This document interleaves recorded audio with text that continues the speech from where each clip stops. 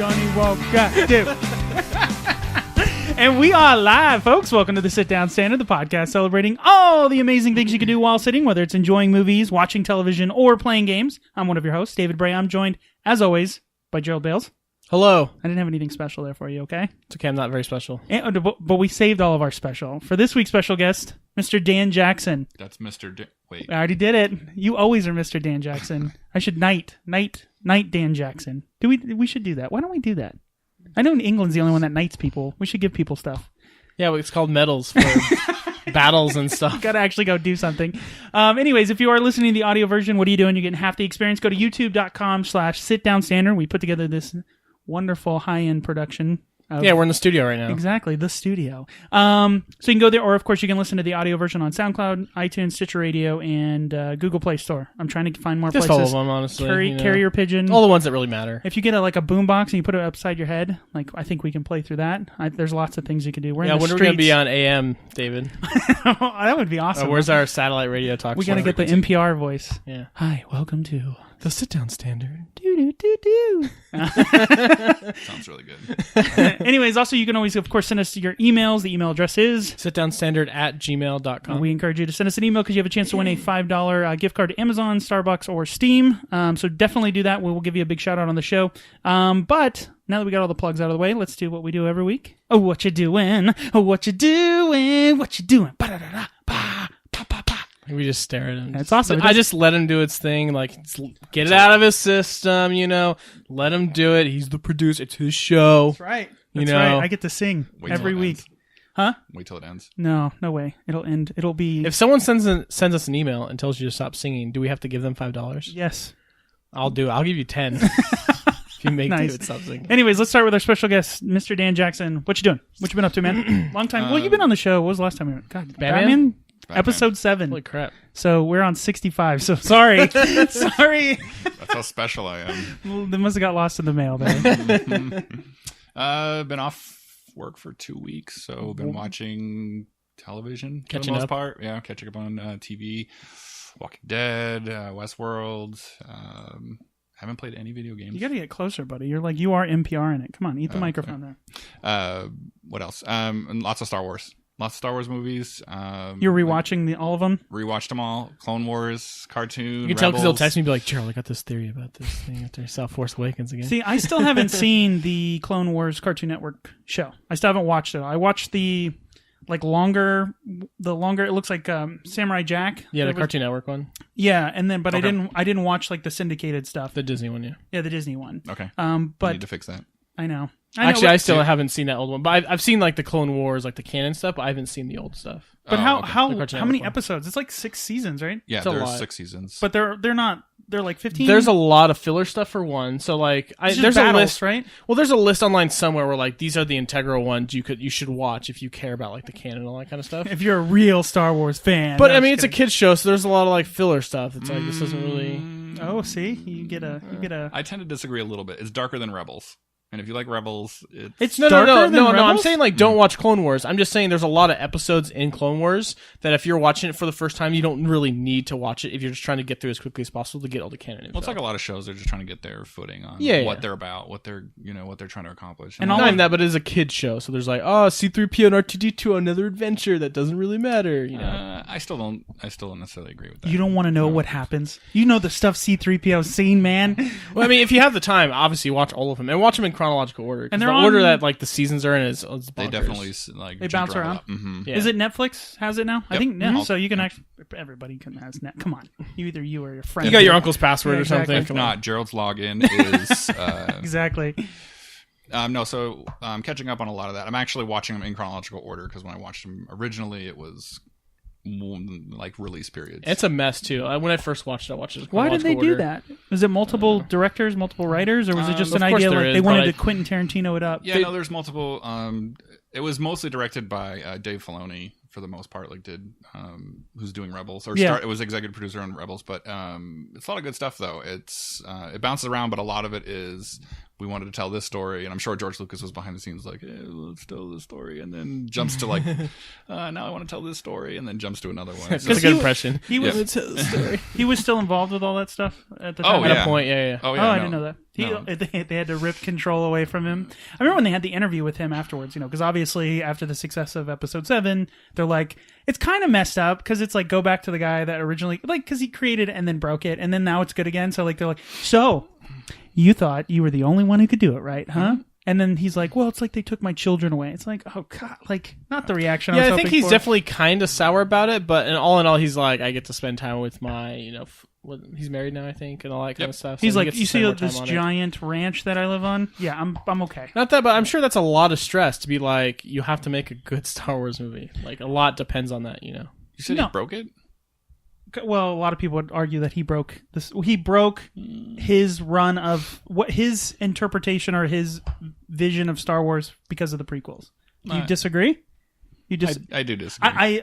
I disagree too. Like, the prequels are fine. They're not great by any stretch of the imagination, and the original Episode trilogy 1? is way better. Episode No, one but is like, not a good movie. Episode 1 is a great movie. You're out of your mind. Nope, it is a really. Sorry, I think you're in the minority there. You also haven't seen Clone Wars. That's true, but I shouldn't have to see a cartoon on a No. a movie should be good in and of itself. But I understand what you're saying. But I also am saying I think in and of itself it was a disappointment compared to what we thought it was going to be. yeah, I agree. Especially even like the trailer. Like I went back and because we did a whole episode on the prequels, but like I watched the trailer and I was like, I remember when it came out. I think it was in high school or It was like 97 or yeah, I was in 98. high school and it was like, oh my God, it's worth getting beat up for. I'll wear my Star Wars gear. You know what I mean? But like, it was disappointing. I remember going to it and I was like, it's in and of the moment. I think you're like, it's Star Wars. It doesn't matter. Like I always say, we could show a picture of a jar of mayonnaise with Darth Vader holding it. And I'd be like, it's Star Wars. But I think when you walk out, you're like, that wasn't as good as I thought it was going to be. My thing with the prequel is like, if they were in book form, which I'm sure they are, the novel forms are probably way better because a lot of like what makes those movies bad is the directing, the acting, all that kind of stuff. But the overall story and everything, it's not perfect, but it's still really good. It's fine. So I look at them kind of like this now because I went back and watched them recently again. Right. And after seeing them and kind of stepping away from everybody's like Hatred. hatred towards those films, I don't understand it anymore. I tried to bring it up with you really quick and Gerald, and I you're just like had the same reaction. You just couldn't get behind it. My little brother, same thing. Yeah. John was just like, nope, they're terrible movies, and I disagree. They're exactly what they were when they were first launched, like first released. But you gotta admit, like the acting, the directing of some of the scenes and stuff, it's just bad. But talk about the acting from the originals. It's the same thing. It's over the top. Nah, I Space disagree opera. with No, I do agree with you. exactly the way it was like. Okay, so if you look at Harrison Ford's like acting during the first movie, I mean, it was like quick whips and like everything was the same, and it's the same thing in the new movies. Even the directing in the prequels, it's like every single dialogue shot over the shoulder, over the shoulder, over the shoulder. There's nothing exciting or different about any of the shots. Everyone's dialogue is monotone, like sand, it gets everywhere. It's so itchy. No, I do agree that I think the original Star Wars benefits from its time, right? Because there was not really anything like it. Although I would argue 2001 Space Odyssey came out years before it and looked amazing as well. But I'm saying the space opera, the giant space battles, all of that was impressive. Now in I think it was 99 or 97. 99 is when it came out. Yeah, 99. That still looked impressive, but it wasn't by itself. There was other movies that looked absolutely impressive. I disagree with you. But yeah, well, that's fine. But look at everything that came after it. Like all they say blue screen. If you watch any of the making ofs of the original trilogy, it's all blue screen. And I have no There's problem with the green screen effects. I just Yeah. don't want I don't want them to lean on that. And I feel like say Force Awakens, right? They wanted to use practical effects when they could. Mm-hmm. It's like when a CGI effect could have done the same exact job and maybe cheaper, they leaned on practical effects when they could. The prequels were like, holy crap, we have this new tech and all this stuff. Let's just do as much CG as we can. When a lot of it, you could have just done practical effects. And they should have. You watched Phantom Menace, right? Yes. That's mostly practical effects. A lot of it's practical effects, but a lot of it is CG. But I think also, maybe the second one. The second one was more CG. The Phantom Menace was almost all practical effects, models, everything. Like I said, I think the thing that the prequels suffer from is, and they've done this, is like the idea that no one was there to tell Lucas, yeah, that you're going from one really sad moment to like this incredibly different emotion so quickly. You have to give the audience an ability to transfer from that. And he's not a good director. He didn't direct the old ones. Yes, he directed Star Wars: A New Hope. Well, yeah, he directed A New Hope, but he didn't direct Empire, which is arguably the best one. Yeah, but I mean, he wrote it. He created I know, it. And that's fine. You could do that. I'm not saying like don't write anymore. No, George, direction matters clearly, like a lot. No, absolutely, truly, yeah. I mean, that's why they give out awards for it. Yeah. But anyways, let's get back to it. So you're watching all of those. Anything else? I mean, we could sit here and talk about this for hours. Yeah. I'm watching all those, but one thing I will say, like, so I've been looking at the 7 movies, kind of like the further away it gets from you. So like we're in almost episode 8 land now. Right. Yeah, we're so there. Episode 7 to all of us felt like, I mean, how real did that seem compared to the other movies? So think about like Return of the Jedi, which came right before it. Right. So we're in The Force Awakens, and everything seemed like you could reach out and touch it, right? It was all really close. And then you go back to Return of the Jedi and Empire Strikes Back and the original trilogy, and it seemed still kind of close, right? Like everything seemed kind of dirty and kind of lifelike. And then you reach even further back, and everything seemed kind of glossy. And I'm not talking just about like spaceships. I'm talking about like everything. So the further away from your memory it gets, meaning like when this originally happened in their canon, in their life, in their timeline, everything is kind of more romantical. Yeah, I mean, I get what you're saying as far as you're talking about, like the dirt, like literally the like how it looks. No, how it looks, or just like our memory of it, how it looks, and how the story is told. The story is told in more of a grandiose way when it was in the prequels. Yeah, right. Everything is like kind of silly, storybooky almost compared to the more gritty middle film, and then as it gets closer to our timeline now, if you just look at it as more of a timeline for the characters, I just feel like it's progressed properly. And the Phantom Menace, by the way, they replaced the Yoda that looks like stop doing that. The puppet one. Sorry, yeah, driving me nuts. The puppet. They replaced the puppet with an actual like CG Yoda, and it looks a lot better.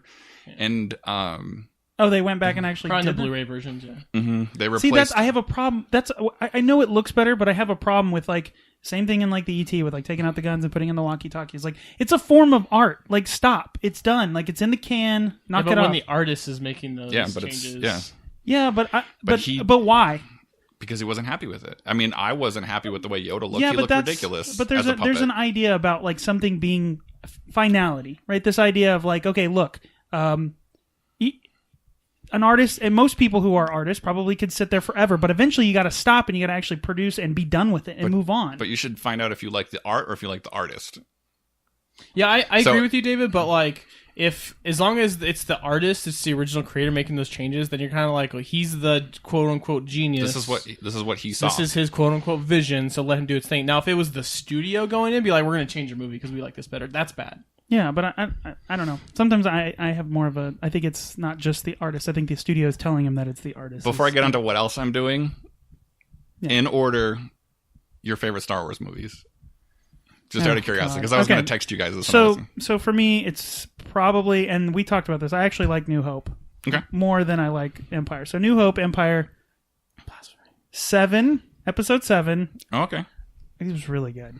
Remember Chewbacca? Then probably Revenge of the Sith. Then... But David, that's a prequel. Return of the Jedi. No, I enjoyed that one. Return of the Jedi. No, and I know why. I can explain why I like that one. It's because we actually get to see Anakin that's the only time we ever get to see Anakin or Darth Vader like uber. No. If you don't watch the Clone Wars. No, but he asked me movies. He asked me movies. Okay, then so it goes Revenge of the Sith, Return of the Jedi, then Clone Wars, then Phantom Menace. So it goes Attack of the Clones. whatever. They're all returning or attacking or revenging. Come on, man. Or awakening. Yeah. So what's yours? So yeah, that's how mine Mine would goes. be Empire first, Yeah. because obviously, David, you made the wrong decision. Sorry, I enjoyed New Hope. Empire, New Hope, Force Awakens, Jedi, Revenge of the Sith, Clone Wars. Phantom Menace, Clone Wars. Clone Wars is. I mean, okay. Attack of the Clones. See, you did it I know, too. All right, 'cause you yours. said Go it. ahead. We're What do you really got? close. A New Hope, See, Empire, Return of the Jedi, Force Awakens. so see, you're putting all the prequels at the end. Both of you are prequels, or at least I gave Revenge of the Sith its day. Revenge of the Sith, Phantom Menace, and then Attack of the Clones last. And I think you're the I think that's the majority of people would put it that It's way. like that pod racing scene, man. It's just so awesome. Yeah, I get Pod that, but racing, it's the like Darth that's Maul not fight enough. scene is awesome. But everything in between that and that, it's just like, sorry, I think I at least there's good stuff in the. I don't know. Like I said, David, trade negotiations. It's so interesting. That's my point. But yeah, that's how I would do it. But yeah, it's not for now. I think there's some movement there, but I think Why generally is New that's- Hope first over Empire? We already talked about this, but for me, the reason that New Hope is, because it's the first one. Honestly, that has something to do with it. Being introduced to these brand new characters and the origin, quote unquote, stories of those characters is interesting. But I also like. I think that's a lot of it. It's the origin story. It's also, we talked about this, like the silence in that movie. There's a lot of moments in that movie that are quiet, that are like it feels like an old movie. Whereas the success of the first one requires that Empire Strikes Back has more of a bombastic, action-packed storyline, where the first one is really a story. Oh, they're all stories, but do you know what I'm saying? Like, I guess It's a silent film. Well, I wouldn't go that far, but No. I think the reality is that it relies more on its characters and its story than its action, which I think takes equal footing by the time you get to the Empire Strikes Back. That becomes just as much as an important piece to be a summer blockbuster. And the first one, although it is a space opera and it does have awesome action, it's very limited in between. I mean, the biggest action sequences in that movie is like the fight between Obi-Wan and Darth Vader, which if you watch it again, it's unbelievably bad. The asteroid? Or not the asteroid, but the fight in the TIE Fighter? Yeah, but that's so weak. I mean, if you look The back, attack on the Death Star? Empire Strikes Back has him hanging from Cloud City with one hand. Like, that's awesome. Like, that's, and you know, this, and there's so many good scenes in that movie, but, and then of course the on the Death Star. What is that called? The assault on the Death Star. Then the first one. Yeah, that's awesome. Like, I know. And it's just, and I think it's because there was nothing like that. I'd never, even as a kid, and my first time I saw it was the re-release in theaters. I had never seen anything like that. So that's why that gets the first one for me. I'm very similar to this, like point of view. It used to be for the longest time it was Empire for me, but I feel like Empire needs Return of the Jedi to be as good as it is. Like without Return of the Jedi, I feel like a lot of Empire is missing. So that film, no, I'm not saying that it can't stand on its own, but if you take away what happened, okay, so you've only been able to see Episode 4 and Episode 5. Episode 5, Empire Strikes Back, doesn't have as much. The payoff is so much greater. Yes. No, at the end, that cliffhanger, it's just like, what? No, that's amazing. Don't get me wrong. Right, that's but amazing. He's saying the darkness, how dark that movie makes you feel and how hopeless it makes you feel makes 6 so much more. You're invested. Yeah, you're invested. You're but like, I think that's why I liked about that movie, because it's like, this kind of ended on a good note. I guess he got his hand back, but other than that, it's just kind of like, they didn't really end well. You know what I mean? I think that's cool, because you don't see that a lot in movies. Yeah, but if you didn't see Return of the Jedi, that would... a downer. Oh, yeah, I guess, right? Yeah, because you know how it ends. You have the benefit of knowing... Empire wins. Done. Yeah, we're good.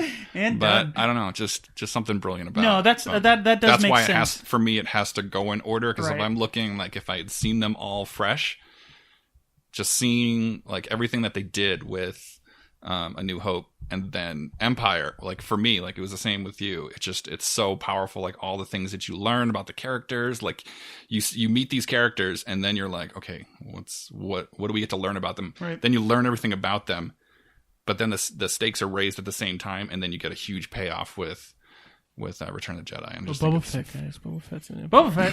No, but technically, technically Boba Fett's in the fourth one. In New Hope? Mm-hmm. Where? him and Jabba show up too. Oh yeah, Stop it. Yeah, for like a and they moment. added one for the special edition. Give me a All break. right. Anything else? Is that Speaking of adding way too much to a movie, There you go. so I did catch Doctor Strange. Okay. Yeah, we talked about that last week. Thoughts? Don't spoil anything in case people haven't seen it. But or do you want to spoil it? Just tell people if you're going to do Just that. what are your general thoughts? Yeah, on general it? thoughts. Oh, I'm not going to spoil it, but when Yoda showed up, I was like, Crossover! Oh, Yes. finally! no. Mickey Mouse jumps out. Okay, now you've done it, Disney.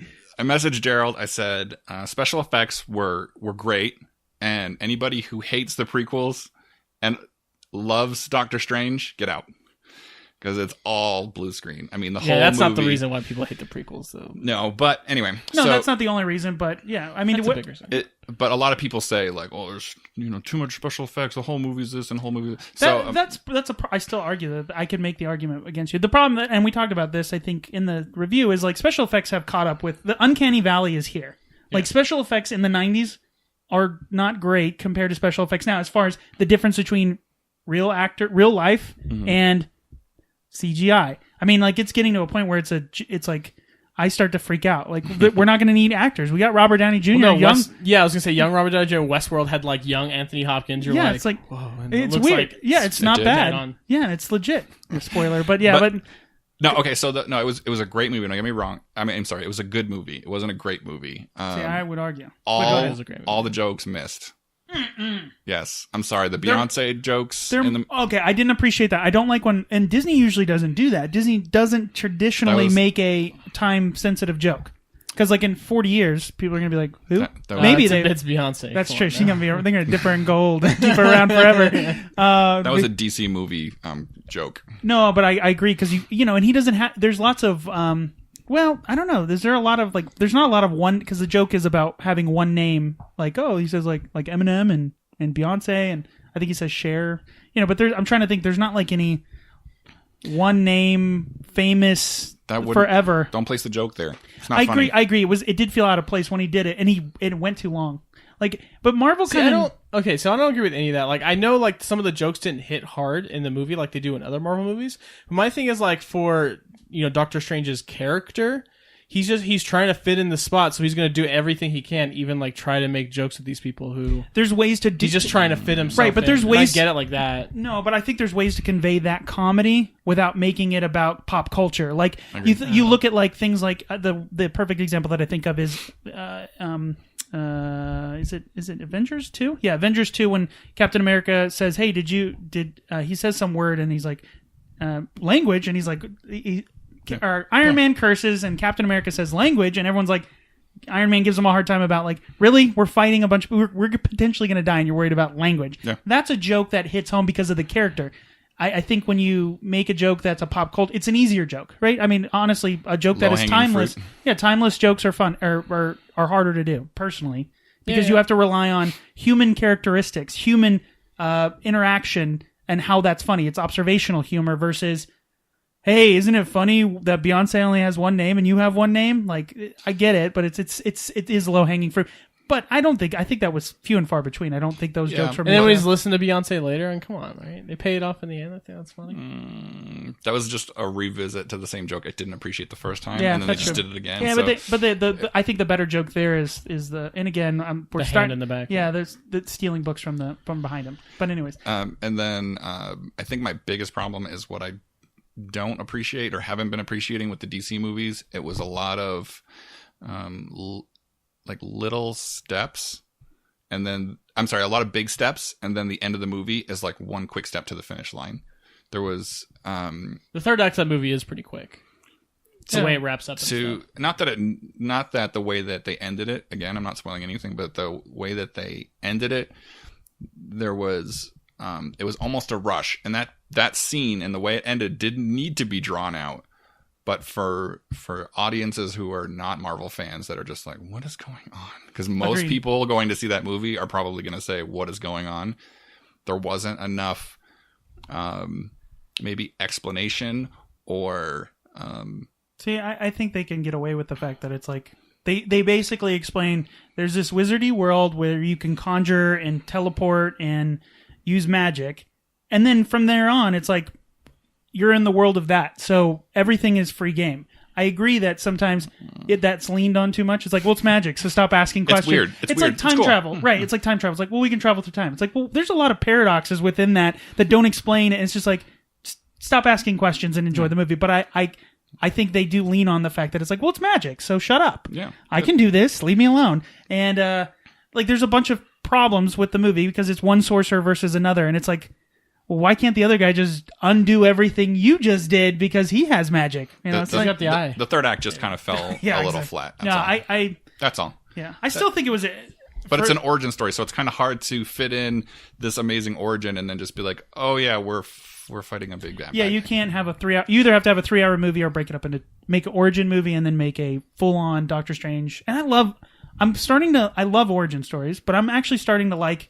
It's because I read the comic books and all that stuff, so I don't need an origin story. So I enjoy the second one where it's like, sophomore one. Yeah, we hit the ground running. Let's talk about let's spend more time on the bad guy and what's their motivation. And that's really what Marvel's problem is that throwaway bad guys. Yeah, they need to stop doing that. Yeah, Loki is still their best one, and he's still not even that great. I would argue he's really good. But that's my opinion. But anyway, anything else? That's because they've been building him up. No, I agree. They're not just like he's in this episode and you defeat him and he goes away forever. Yeah, it's more complicated. That's why Vader isn't in Rebels. Right. As much. We'll Because if he's just like, oh, you kids, you got away again. You meddling kids, if it wasn't for you. So they need to kind of slow it down. You don't need to rush like through it. They can have other issues other than there's a bad guy trying to destroy the world. Yeah, I think we've talked about this a lot. I enjoy the fact when Marvel does smaller conflict. Think of like the Netflix Marvel series. Yeah, that stuff's always great. Like, I don't need the world ending. I need like a guy who's selling drugs and he's a drug dealer. Yeah, leave the world ending stuff to the Avengers. Like the individual movies do more, Yeah, but even then, I would appreciate if, like, the thing about the Civil War movies, Civil War movie was the fact that they had internal conflict. Yeah, it was an internal conflict of struggle of power, and it feels like everybody wants to be the leader, and it's like, well, who made you the leader? And like, I like that, and it's like, but they still end it with there's got to be a big bad guy at the end, right? I mean, there's got to be a perception of a big bad guy. Spoiler alert: that movie's like 6 months old. They've already teased that big bad guy in Marvel, though. That's why I don't need it to keep happening. I understand, like on Netflix, if you want to watch like the Netflix shows where they have like the smaller baddies, awesome. Because you've got Luke Cage now, you've got Daredevil. Yeah, but the character, but the bad guys in those, they're able to spend because it's a 12-hour movie. I mean, they're able to spend enough time creating good. You have a whole episode, a whole hour just on like the backstory of the character and why they're a sadistic nightmare, or why they have the motivations in which they have to seize control and never let go. You don't have that luxury with you can't. It's just, that guy's got really wicked looking colored eyes. He's a bad guy. You know what I mean? Like, honestly, it's like, the guy with the black stuff around his eyes. He's the bad guy. Figured it out. Thanks, Marvel.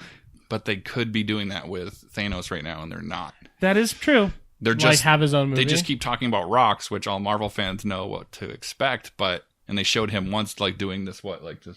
But how awesome was this that? Here's but the we problem. don't know why he's bad. The X-Men Apocalypse movie I didn't like because of the same reason. They spent more time showing how the pyramid fell apart in the beginning and not enough time explaining why Apocalypse can manipulate sand. Yeah. Here's the problem, though. If you go tell Disney this, they're like, I'm sorry, I couldn't hear you over all that money being printed in that. And you know what I mean? It's like, and the ratings and everything is so good, like they're doing something right. But there is a point. They could drag it out more and make more money, is what I'm saying. I don't know. I'm so ready for this Infinity War to happen now after 15 movies. But how disappointed will you be if it's just like, if it's bad, if it's just like, boom, Thanos is like, oh, he just had a glove.